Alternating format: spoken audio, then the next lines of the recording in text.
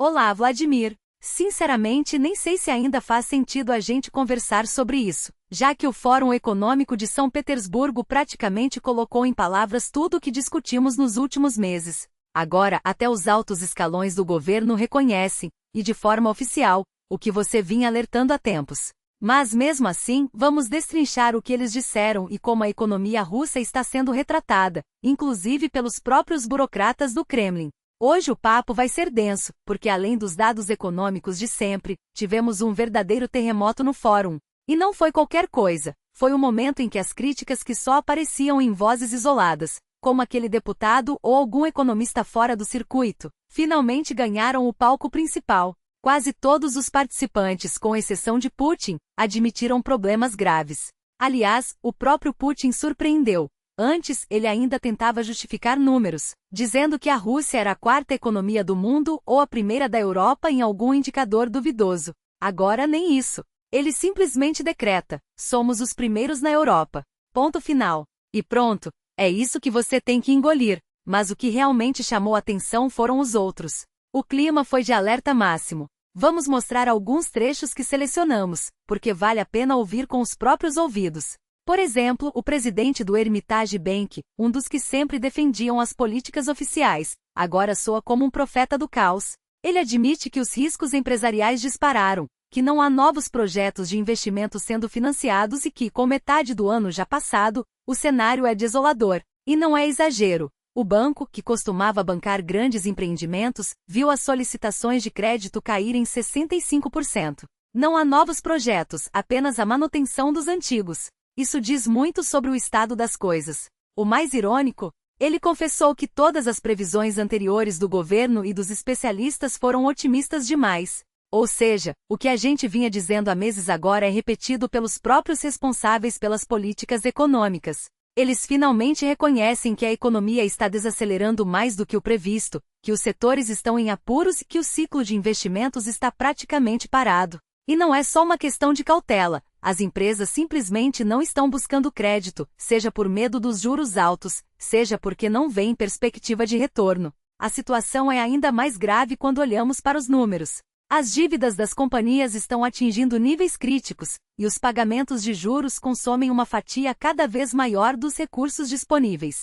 É um efeito dominó. Quando uma empresa não consegue honrar seus compromissos, arrasta outras junto. E não são só as grandes corporações que sofrem. O pequeno empresário, que já enfrentava juros estratosféricos, agora vê 70% dos seus empréstimos atrelados a taxas flutuantes. Imagine o peso disso no orçamento de quem mal consegue se manter de pé. Outro ponto crítico é a falta de mão de obra qualificada. O setor de pequenas e médias empresas emprega 40% da população economicamente ativa, mas enfrenta dois problemas sérios. Não há trabalhadores suficientes e, quando há, a qualificação é baixa. A solução? Dependência de imigrantes. O governo até apresentou um projeto de lei para facilitar a contratação de estrangeiros, dispensando os exames de língua e história russa. Mas a medida é um tiro no pé. Se o trabalhador não conhece o idioma ou a cultura local, como vai se integrar? E o pior, se não passar no teste, a empresa que o trouxe tem que arcar com os custos de repatriá-lo. No fim, quem paga a conta é o empregador, que já está sufocado com os custos inflacionados. E não para por aí. Metade das startups e microempresas fecham as portas em menos de 3 anos. O próprio governo admitiu, em uma sessão recente, que a economia está em modo de resfriamento controlado, como se isso fosse algo positivo. Mas o que eles não dizem é que esse resfriamento pode se transformar em uma crise generalizada se não houver uma mudança de rumo. A grande discussão agora é sobre a taxa de juros. Os indicadores mostram que é hora de reduzir os custos do crédito para reaquecer a economia, mas o Banco Central ainda hesita. A última queda de apenas 0,25 ponto percentual foi tão tímida que não teve impacto real. Para piorar, a mensagem foi ambígua. Não há garantia de novos cortes, tudo depende da inflação. Isso gera incerteza, desestimula investimentos e impede que a economia ganhe fôlego. Se querem evitar um colapso, precisam agir com mais ousadia e rápido. No fim das contas, o que ficou claro no fórum é que o discurso oficial não cola mais. Os próprios representantes do sistema estão admitindo o que antes era tabu. A economia russa está em apuros, e as soluções propostas até agora não estão funcionando. Resta saber se alguém terá coragem de mudar o jogo antes que seja tarde demais. E no entanto, o que mais impressiona é justamente quem está dizendo isso. Não são analistas independentes, nem economistas de oposição, nem sequer aqueles investidores desiludidos que costumam criticar o sistema. São os próprios pilares do establishment, ministros, presidentes de estatais, diretores de gigantes corporativos, figuras que até pouco tempo atrás repetiam a exaustão o discurso oficial como um mantra. E agora, de repente, o tom mudou. O mesmo executivo que antes falava em crescimento sustentável, agora admite, sem rodeios, que se não baixarmos a taxa de juros, tudo vai desmoronar. O mesmo burocrata que defendia a resiliência do rublo, hoje reconhece que a moeda está artificialmente valorizada e que isso está estrangulando as exportações. E não são apenas palavras ao vento. Os números confirmam o desespero. O setor de construção, que responde por quase 7% do PIB, registrou queda de 14,5% no primeiro trimestre. A indústria metalúrgica, um dos motores da economia, já fala em redução de 30% na produção este ano. O varejo, termômetro do consumo, viu as vendas de alimentos estagnarem pela primeira vez em anos, um sinal claro de que a população está apertando o cinto. Até a pesca, um setor historicamente resiliente, enfrenta colapso, com empresas paralisando operações por falta de demanda.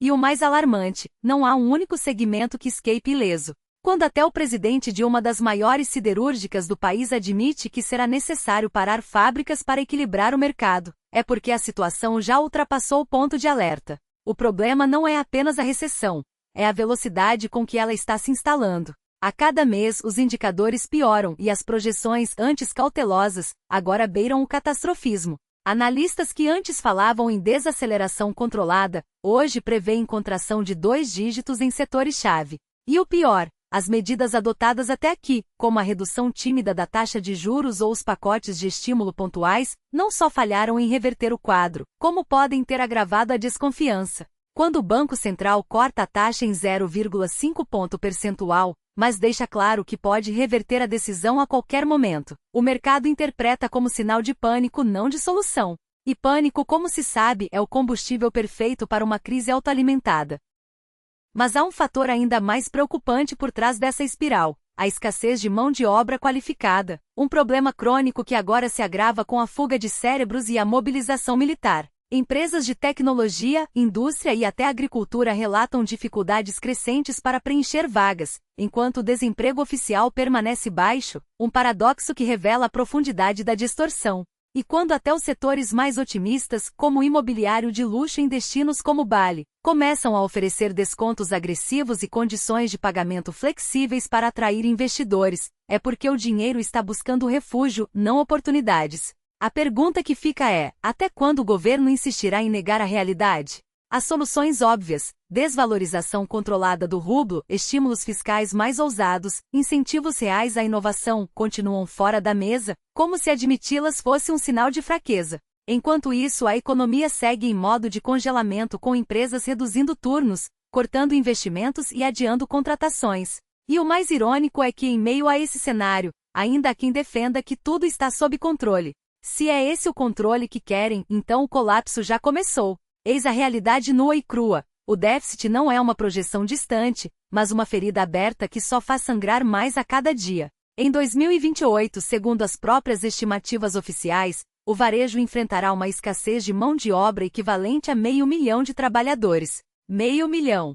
Não é um número abstrato. É a soma de postos de trabalho que deixarão de existir, de lojas que fecharão as portas, de prateleiras que ficarão vazias. E enquanto isso, figuras como Andrei Makarov, presidente do Comitê de Orçamento da Duma, continuam a se apresentar como arautos da verdade, como se a gravidade da situação fosse apenas um detalhe incômodo a ser varrido para debaixo do tapete. Makarov, com sua retórica inflamada, chega a sugerir que o Estado não tem recursos para puxar a economia, como se o problema fosse a falta de dinheiro, e não a ausência de uma estratégia coerente. Enquanto isso, o ministro das Finanças, Anton Siluanov, admite o óbvio: o orçamento está em tempestade. Não é uma metáfora poética, mas um reconhecimento de que o navio está à deriva, sem rumo ou comando. E ainda assim, há quem insista que tudo está sob controle. Sob controle? Quando o próprio ministro repete, como mantra, que será preciso ser mais modesto nos desejos. Como se a austeridade forçada fosse uma virtude e não um sintoma de fracasso. 2 anos se passaram desde que o presidente prometeu uma economia de oferta, um modelo que, em teoria, deveria impulsionar a produção, reduzir preços e melhorar a qualidade. 2 anos. E o que temos hoje? Menos produtos, preços em disparada e uma queda vertiginosa na qualidade. Pouco progresso seria um eufemismo. A verdade é que a economia não está apenas patinando, ela está afundando, e cada tentativa de justificar o fracasso com palavras vagas só aprofunda o buraco. As empresas não investem porque o crédito está caro demais, porque as taxas de juros sufocam qualquer iniciativa, porque o ambiente de negócios é hostil até mesmo para os setores mais resilientes. E o que dizer do setor de infraestrutura, onde máquinas e equipamentos dependem de financiamento de longo prazo?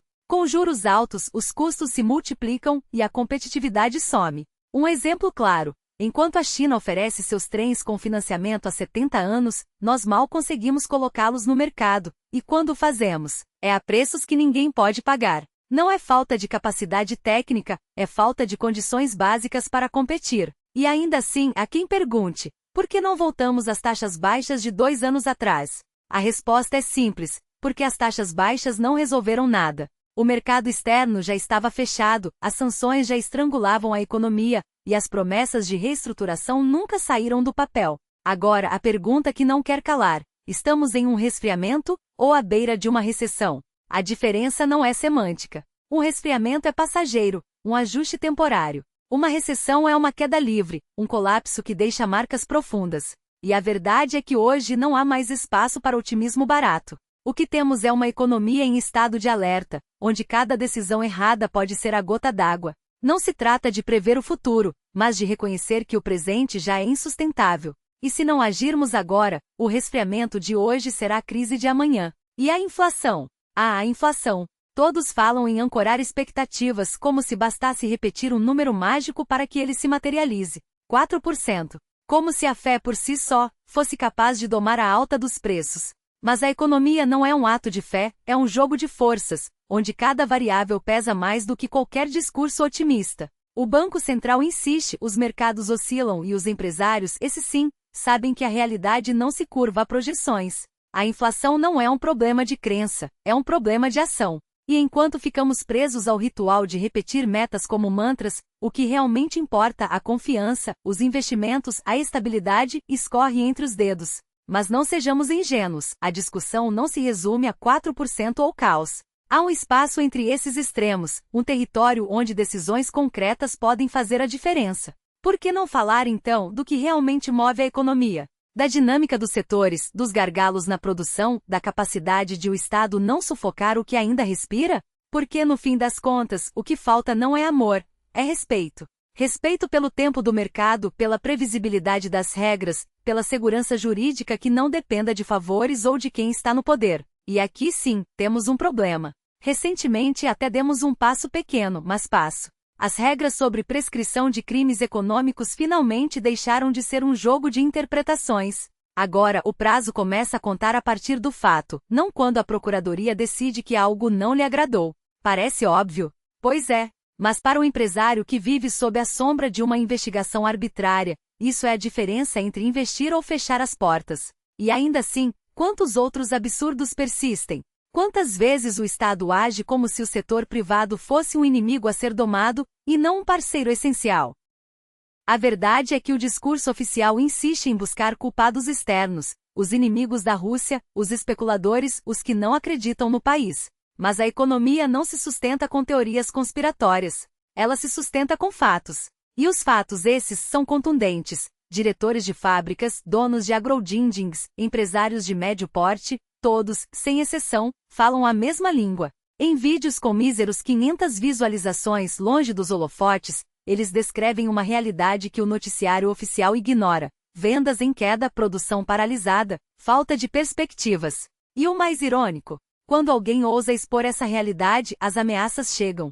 Um simples vídeo pode render uma multa de 500 rublos, como se a verdade fosse um produto contrabandeado, algo a ser silenciado a qualquer custo. O mais revelador, porém, é a reação dos mercados. O Fórum de São Petersburgo, antes um espetáculo de anúncios bilionários e promessas de crescimento, passou quase despercebido. Não houve discursos grandiosos, não houve grandes acordos. A bolsa atenta reagiu como sempre reage à realidade, com desconfiança. O índice caiu, os investidores se retraíram, e o que restou foi a constatação de que sim, a economia está à beira de algo maior do que um resfriamento. E quando até o ministro da Economia, em um raro momento de franqueza, admite que o país está no limite da recessão, é sinal de que as palavras já não bastam. O que nos resta é a pergunta incômoda: e agora? Vamos continuar fingindo que tudo está sob controle? Ou finalmente vamos encarar o que precisa ser feito? A verdade foi finalmente exposta: não há mágica, não há solução indolor.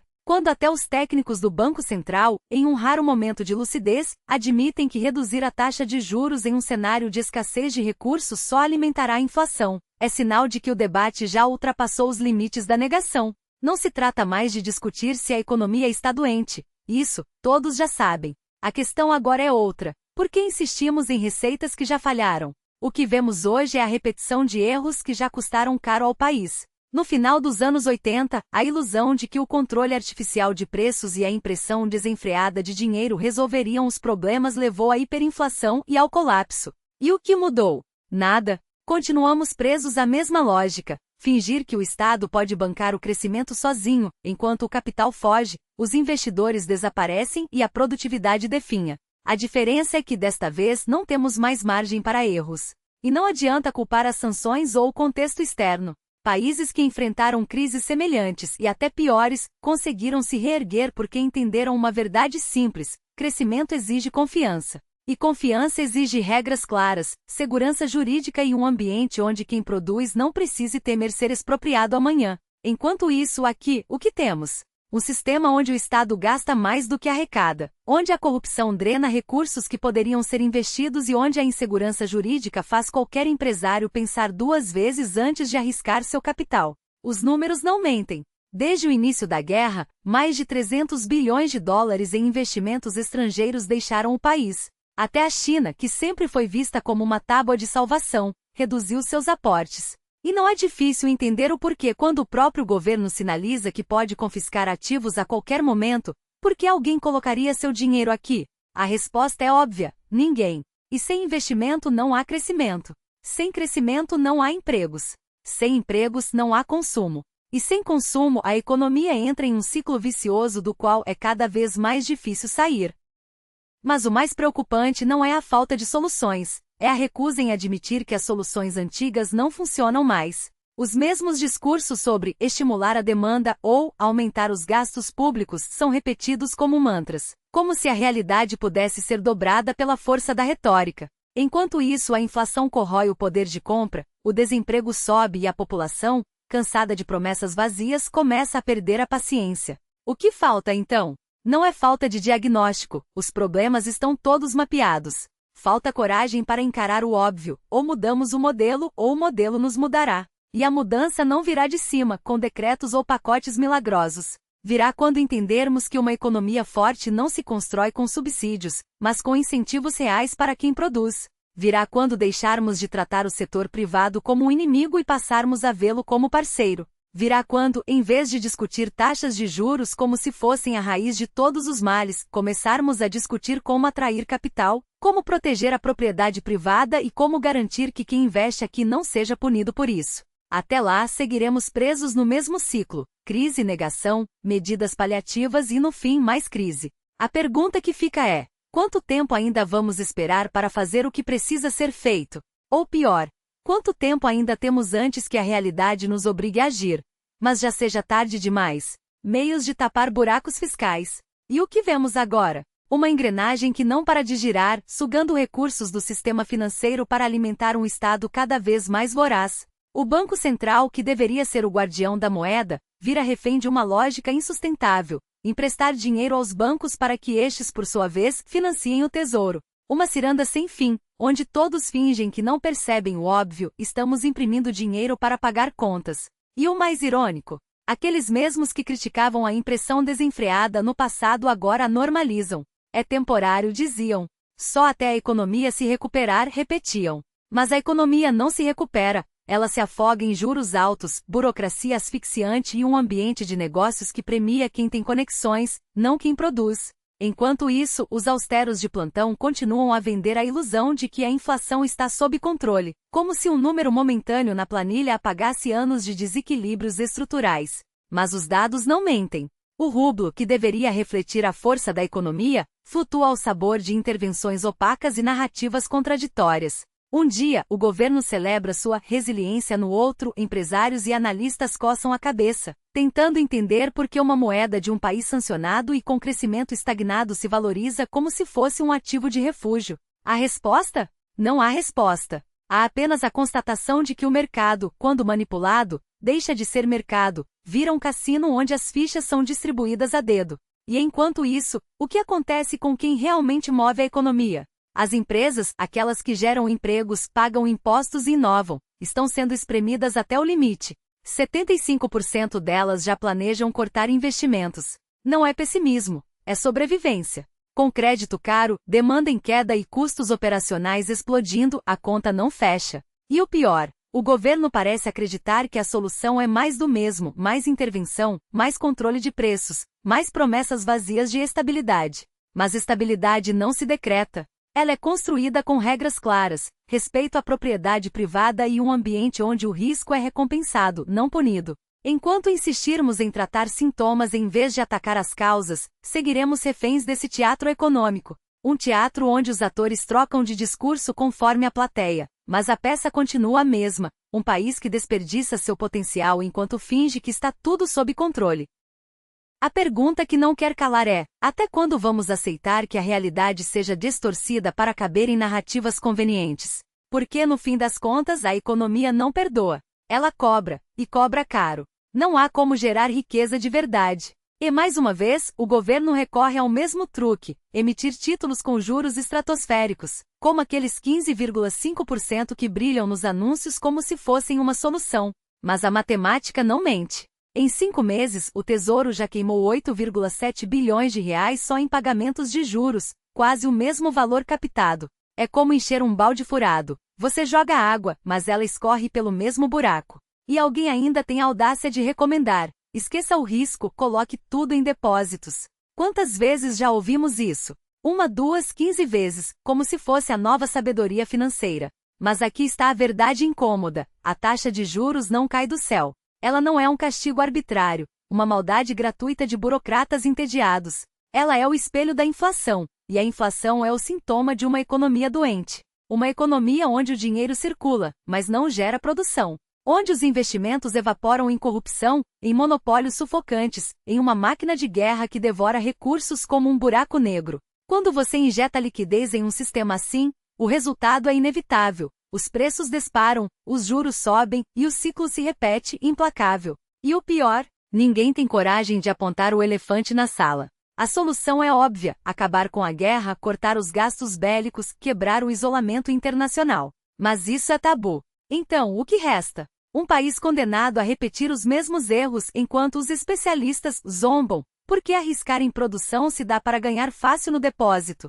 Como se isso fosse um conselho financeiro e não um atestado de falência. Como se a única saída fosse aceitar que a economia russa, ou qualquer economia refém desse modelo, está fadada a ser um cassino onde a banca sempre leva a melhor. E aí surge a pergunta: até quando vamos fingir que isso é sustentável? Porque no fim das contas o mercado não perdoa. Ele não aceita desculpas, não negocia prazos. Ele cobra, e cobra com juros compostos. Mas há um fator que, de repente, trouxe um alívio inesperado. Um daqueles golpes de sorte que ninguém planeja, mas que todos aproveitam: o preço do petróleo. Sim, o barril ultrapassou os $70, e isso, para uma economia dependente como a russa, é um respiro. Mas não se engane, não é uma vitória. É apenas um paliativo. Porque o orçamento do país só se equilibra com o petróleo acima de $80. E mesmo com os descontos aplicados, aqueles 12, 13 dólares por barril que os compradores exigem para compensar os riscos, a conta ainda não fecha. E aqui está o detalhe crucial: tudo depende de uma variável que ninguém controla: o conflito no Oriente Médio. Enquanto for uma disputa entre Irã e Israel, os mercados respiram. O Estreito de Hormuz segue aberto, os petroleiros navegam, e o preço se mantém estável, ainda que alto. Mas se os Estados Unidos entrarem na equação, o jogo muda. De repente, o Irã pode retaliar, bloquear rotas, atacar bases americanas em países produtores. E aí? Os armadores já estão recusando viagens para a região. As taxas de frete dispararam 23% em poucos dias. É o efeito dominó, um conflito localizado se transforma em uma crise global. E é aí que a aposta fica perigosa. Porque no curto prazo o petróleo caro pode até salvar as contas russas. Mas a que custo? A que preço de instabilidade? Porque no fundo não se trata apenas de um número no gráfico. Trata-se de uma economia refém de variáveis que ela não controla. De um país que, em vez de investir em inovação, em infraestrutura, em educação, fica à mercê de um barril de petróleo e de um tweet de Trump. E o mais irônico? Mesmo nesse cenário, há quem ainda acredite que a solução é esperar, que de alguma forma as coisas vão se resolver sozinhas. Como se a história já não tivesse provado inúmeras vezes que economias não se salvam por milagre. Elas se salvam por escolhas. E as escolhas hoje são claras. Ou se quebra o ciclo da estagnação, ou se aceita viver em um eterno déjà vu, onde o futuro é sempre uma promessa adiada. Que no fim das contas quem paga a conta são os produtores e não os cofres públicos. O Estado saudita embolsa os lucros da alta dos preços, enquanto Aramco amarga os custos de manter campos ociosos e infraestrutura subutilizada. É uma equação perversa. Quanto mais a OPEP mais aperta a torneira, mais a Arábia Saudita se vê refém de um jogo onde o verdadeiro vencedor é o tesouro, não o setor privado. E aqui está o paradoxo. Em um mercado global já saturado de oferta, qualquer tentativa de forçar uma alta artificial dos preços é como encher um balão prestes a estourar. A demanda não acompanha. Os dados do FMI e da Agência Internacional de Energia são claros. O mundo está nadando em petróleo. Mesmo com guerras, sanções e tensões geopolíticas, a capacidade ociosa global supera os 5 milhões de barris por dia, um colchão suficiente para absorver choques pontuais. Então, por que insistir em uma estratégia que no longo prazo só beneficia quem não precisa mais do petróleo? Porque o jogo não é econômico, é político. A OPEP+ não está tentando equilibrar o mercado, está tentando salvar regimes. A Rússia, afogada em sanções, precisa desesperadamente de cada dólar que o barril possa render. A Arábia Saudita, por sua vez, usa o petróleo como moeda de troca para manter sua influência no Oriente Médio, mesmo que isso signifique sacrificar a própria indústria. E os Estados Unidos? Bem, os Estados Unidos assistem a tudo de camarote, porque sabem que no fim, quem paga a conta é o consumidor global. Enquanto a gasolina sobe nas bombas, Washington sorri, afinal, quanto mais caro o petróleo, mais justificativa para acelerar a transição energética e vender seu gás de xisto como a solução limpa. Mas há um detalhe que muitos ignoram: essa dança de interesses não é sustentável. A história já mostrou que economias não sobrevivem à base de artifícios. Quando a Venezuela tentou segurar os preços na década de 2000, quebrou. Quando a Rússia apostou tudo no petróleo em 2014, amargou uma recessão. E agora? Agora, a OPEP+ está repetindo os mesmos erros, como se o mundo ainda vivesse nos anos 1970. Como se a China não estivesse desacelerando. Como se a Europa não estivesse afundada em dívidas. Como se os carros elétricos não fossem uma realidade cada vez mais próxima. O problema é que enquanto os governos brincam de xadrez geopolítico, o mercado trabalha contra eles. Cada dia de preços altos é um dia a mais de incentivo para que empresas e países acelerem sua saída do petróleo. A Noruega já anunciou que vai proibir a venda de carros a combustão até 2025. A Índia está investindo bilhões em energias renováveis. Até a Arábia Saudita, ironicamente, está diversificando sua economia, porque sabe que o petróleo não será eterno. Então, por que insistir em uma estratégia que só acelera o próprio fim? A resposta é simples: porque não há alternativa. Para regimes como o russo ou o iraniano, o petróleo não é apenas uma commodity, é a única tábua de salvação. É o que mantém as engrenagens do Estado funcionando, mesmo que à custa do futuro. Mas aqui está a verdade incômoda. Quanto mais eles tentam controlar o mercado, mais rápido perdem o controle. Porque no fim o petróleo não é uma arma, é uma mercadoria. E mercadorias, mais cedo ou mais tarde, obedecem às leis da oferta e da demanda, não aos caprichos de ditadores ou burocratas. Então, o que esperar? No curto prazo, volatilidade. Guerras, sanções, decisões políticas, tudo isso vai sacudir os preços como sempre sacudiu. Mas no longo prazo? A tendência é clara. O petróleo está em um beco sem saída. Cada alta artificial é um passo a mais em direção ao colapso da demanda.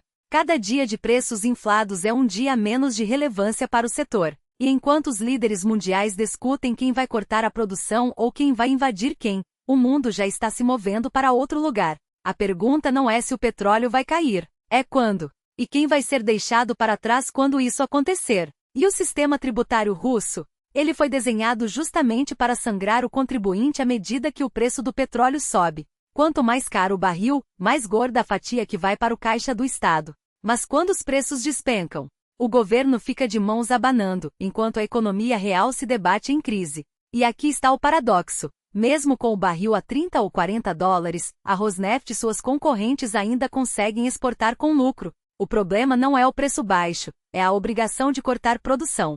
Porque para as petroleiras cada barril deixado no subsolo é dinheiro queimado. Elas querem extrair, vender, lucrar, não importa se o mercado está saturado ou se a demanda global está em queda livre. Essa tensão entre o Kremlin e as gigantes do petróleo não é nova. Lembra da ruptura da OPEP+ em 2020? Na época ficou claro que os russos nunca quiseram reduzir a produção. Para eles, o jogo sempre foi volume, não margem. E por quê? Porque seus custos operacionais são baixos o suficiente para sobreviver até em cenários de preços deprimidos. O que dói não é o barril barato, é ser forçado a fechar torneiras enquanto o governo enche os cofres às suas custas. E quem paga a conta? O contribuinte, claro. Mas as petroleiras? Elas só pensam em uma coisa: maximizar a extração custe o que custar. E é aqui que as fissuras do regime começam a aparecer. Em tempos de crise, as contradições internas vêm à tona. O Estado quer controlar, as empresas querem liberdade. O Kremlin precisa de receita, as petroleiras precisam de investimentos.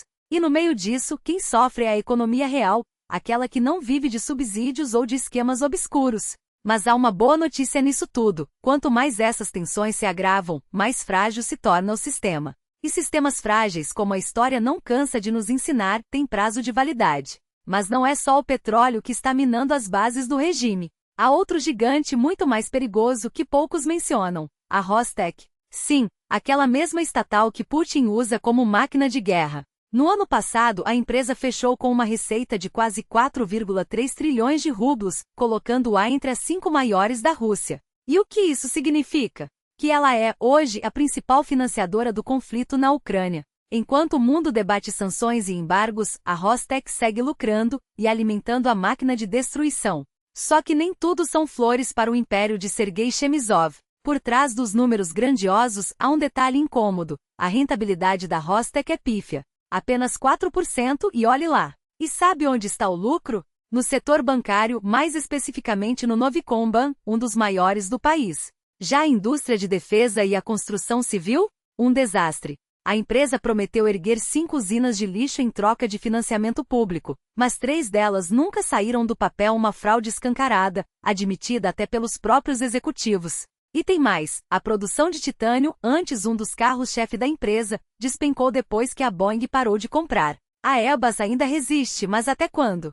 As sanções, afinal, estão funcionando. E não é só retórica. A União Europeia, depois de 2 anos de hesitação, finalmente parece decidida a apertar o cerco. Não com medidas simbólicas, mas com ações concretas, um plano para proibir completamente as importações de gás russo, contornando até mesmo a resistência da Hungria e da Eslováquia. E os números não mentem. Em 2 anos, o bloco reduziu em 70% suas compras de gás russo. Nos primeiros 5 meses deste ano, o volume importado caiu 12% em relação ao mesmo período do ano passado. O gás transportado por gasodutos? Uma queda de 44%, graças ao fechamento do trânsito pela Ucrânia. Só o Turk Stream ainda resiste. Mas por quanto tempo? E não é só o gás. O comércio entre a Rússia e a Europa está em colapso. Em 2021, o bloco importava mais de 160 bilhões de euros em produtos russos. Hoje, esse número mal chega a 40 bilhões, uma queda de 78%.